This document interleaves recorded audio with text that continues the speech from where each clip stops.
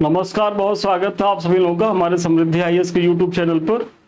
और quick revision series का जो है ये लेक्चर नंबर मेरा 4 है। तो अभी तक आप लोगों ने अगर 3 नंबर तक नहीं देखा तो देख लीजिए, क्योंकि आप लोगों को पता ही होगा कि कितने महत्वपूर्ण जो है चीजें कराई जा रही है। और बहुत संक्षेप में, मतलब ये ऐसे टॉपिक हैं कि बहुत बार यहाँ से प्रश्न बनते हैं और आप कंफ्यूजन की स्थिति में गलत कर देते हैं। तो हमारा उद्देश्य है क्विक रिवीजन सीरीज के माध्यम से कि हम उन टॉपिक को पकड़ेंगे कि जहां आप सबसे ज्यादा कंफ्यूज होते हैं और जहां से सबसे ज्यादा प्रश्न आते हैं। तो इसके तहत आज हम जो है 2 टॉपिक को करेंगे। एक तो हमारा उत्तरकालीन जो मुगल शासक है, बहुत बार पूछा गया है कि जो औरंगजेब के बाद जो उत्तरकालीन मुगल शासक है उनका क्रम क्या है, कई बार पूछा गया, वो हम चर्चा करेंगे। और दूसरा, मराठों द्वारा जो संपन्न प्रमुख संधियां हैं उनकी चर्चा हम करेंगे इस वीडियो के माध्यम से। तो 5-7 मिनट बस बने रहिएगा, देखिएगा कि कितना फ्रूटफुल है। टाइम टेबल तो आप जान ही रहे, मंडे टू जो है सैटरडे प्रत्येक जो है सुबह 9 बजे और शाम को 5 बजे क्लासेज हो ही रही हैं। तो उत्तरकालीन मुगल शासक एक नजर में, तो औरंगजेब के बाद आप लोग जानते होंगे कि 1707 में औरंगजेब की डेथ होती है। तो उसके जस्ट बाद कौन आते हैं, तो बहादुर शाह प्रथम आते हैं 1707 से 1712 ईस्वी। फिर बहादुर शाह के बाद कौन आते हैं, जहांदार शाह 1712 से 13 एक साल शासन करते हैं। फिर इसके बाद जहांदार शाह के बाद कौन आता है, फर्रुखसियर आता है और इसका समय होता है 1713 से 1719, करीब करीब 6 साल शासन करते हैं।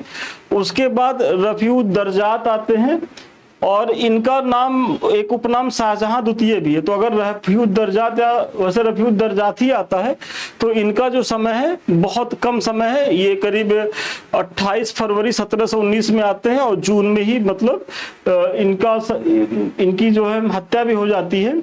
फिर रफीउद्दर्जात के बाद रफीउद्दौला आता है, ये भी जो है 6 जून 1719 से 17 सितंबर 1719 तक, मतलब ये लोग बहुत ही अल्प समय तक शासन करते हैं। फिर आता है मोहम्मद शाह रंगीला। तो मोहम्मद शाह रंगीला के बारे में तो आप लोग जान ही रहे होंगे, 1719 से 1748 तक ठीक ठाक कालखंड में ये रहते हैं। फिर मोहम्मद शाह रंगीला के बाद शासक होते हैं अहमद शाह 1748 से 54 ईस्वी तक। अहमद साहब के बाद आलमगीर आते हैं द्वितीय 1754 से 1758 ईस्वी तक। और आप इन्हीं के समय में जो 1757 का प्रमुख युद्ध होता है तो इन्हीं के समय में होता है। जो प्लासी का युद्ध होता है, फिर बक्सर का होता है, तो ये सारी चीजें होती हैं।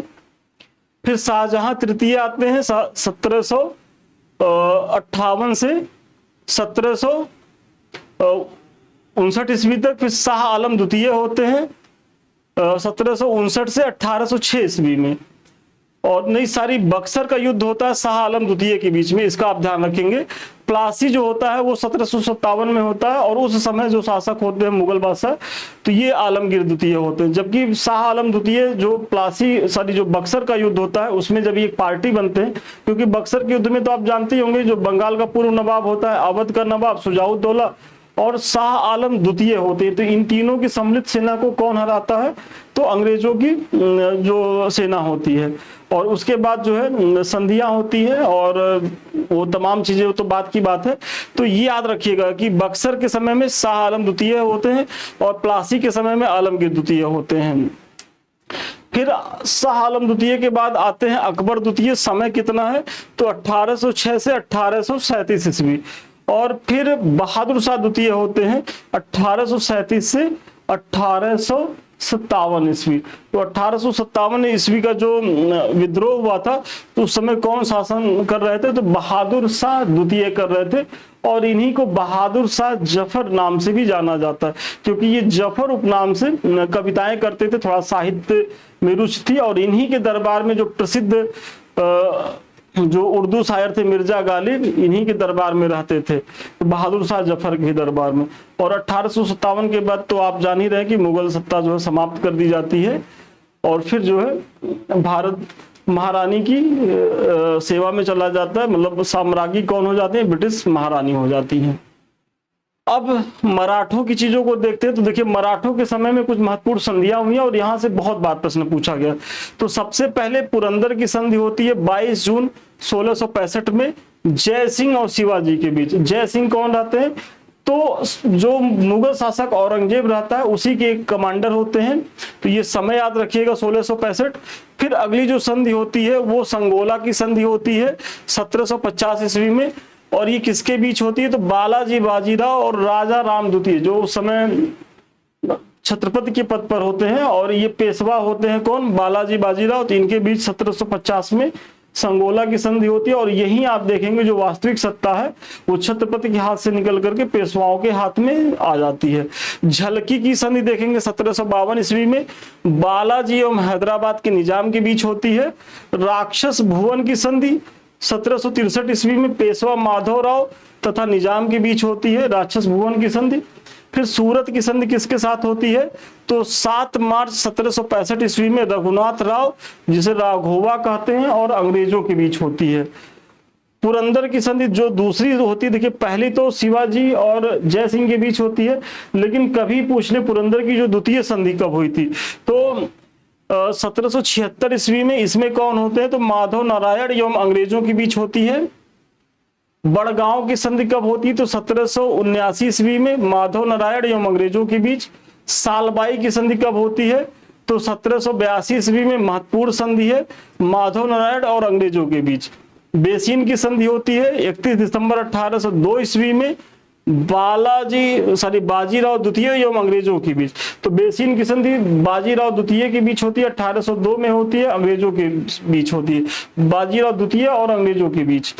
देवगांव की संधि 17 दिसंबर 1803 में होती है, भोसले और अंग्रेजों के बीच। देखिए ये जो संधि है ना, ये सारी संधियां बहुत महत्वपूर्ण है। और उधर जो पुरंदर की संधि बताए हैं वो बहुत महत्वपूर्ण है, प्रथम और द्वितीय। लेकिन ये तो सारी महत्वपूर्ण है, कई बार यहां से प्रश्न पूछे गए हैं। तो देवगांव की संधि 17 दिसंबर 1803 भोसले और अंग्रेजों के बीच। सुरजी अर्जुन गांव की संधि 30 दिसंबर 1803 ईस्वी सिंधिया और अंग्रेजों के बीच। और मंदसौर की जो संधि होती है 6 जनवरी 1818 होलकर और अंग्रेजों के बीच।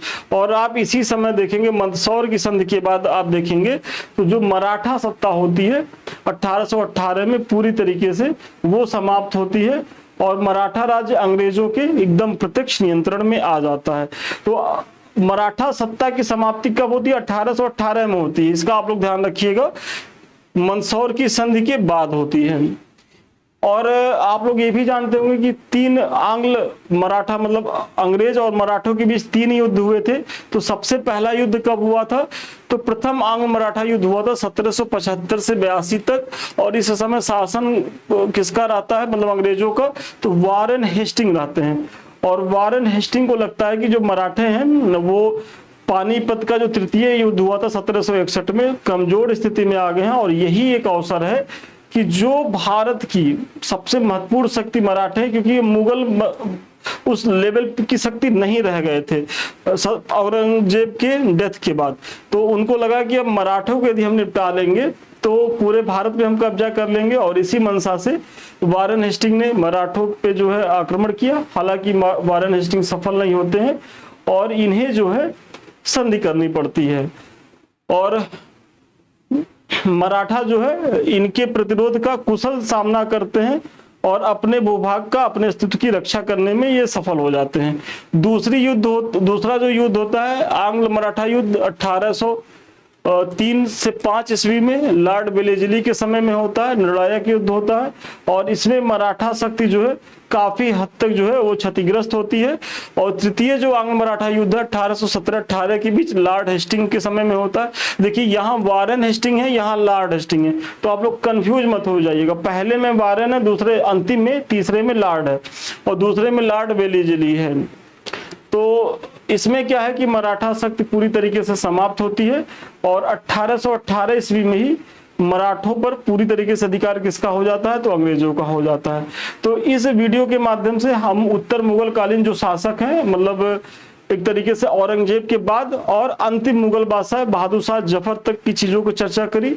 फिर जो मराठों अंग्रेजों के बीच जो प्रमुख संधियां हुई है उसकी मैंने चर्चा करी। और फिर जो 3 प्रमुख युद्ध हुए हैं आंग्ल मराठा युद्ध, उसके बारे में मैंने आपको बताया है। तो चलिए, मुझे बहुत भरोसा है कि अब यहाँ से प्रश्न बनेगा तो आप कंफ्यूज नहीं होंगे और बहुत ही सहज स्थिति में रहेंगे। इसके बारे में तो आप लोग जानते ही होंगे, हमारे जो 2 बैच चल रहे हैं टेस्ट सीरीज के, तो एक आरओ को लेकर के, दूसरा जो पीसीएस का मेंटरशिप प्रोग्राम है, मतलब मुख्य परीक्षा को लेकर के समर्पित बैच है। तो अभी तक आप लोगों ने ज्वाइन नहीं किया तो इसे ज्वाइन करिए, इसका लाभ उठाएं। साथ ही साथ ये कुछ हमारे लिंक्स हैं, तो एक तो टेलीग्राम का हमारा लिंक है, दूसरा यूट्यूब चैनल है समृद्धि आईएएस का, तीसरा संदीप मिश्रा ऑफिशियल। तो ये दोनों चैनल, तीनों चैनल जो है आपके लिए बहुत ही फ्रूटफुल है आपकी तैयारी के लिए, क्योंकि यहाँ डेली जो है प्रश्न क्लासेज हो रही हैं, आपको नित्य नवीन जो है टॉपिक देखने को मिल रहे हैं। अतीत में भी कई टॉपिक कराए गए हैं और निकट भविष्य में कराते रहेंगे, चाहे वो प्रीलिम्स हो चाहे मुख्य परीक्षा हो। तो आप लोग अभी तक इनको सब्सक्राइब नहीं किए तो सब्सक्राइब करें, लाइक करें, शेयर करें, और अगर वीडियो अच्छा लग रहा तो कमेंट जरूर करें, क्योंकि आपका एक कमेंट जो है हमें बड़ा मोटिवेशन देता है और मुझे ये लगता है कि चलिए हम अच्छा प्रयास करें, या हमारे जो व्यूवर्स हैं, जो हमारे विद्यार्थी हैं, उनको चीजें पसंद आ रही हैं। सबसे अंतिम में यदि आप हमसे बात करना चाहते हैं, हमारे किसी बैच से जुड़ना चाहते हैं, तो 7303307507 पे आप संपर्क कर सकते हैं। तो ठीक है, आज के लिए इतना ही। पुनः ही मिलते नए वीडियो में नए क्लास के साथ, तब तक के लिए धन्यवाद, शुभकामनाएं आपको।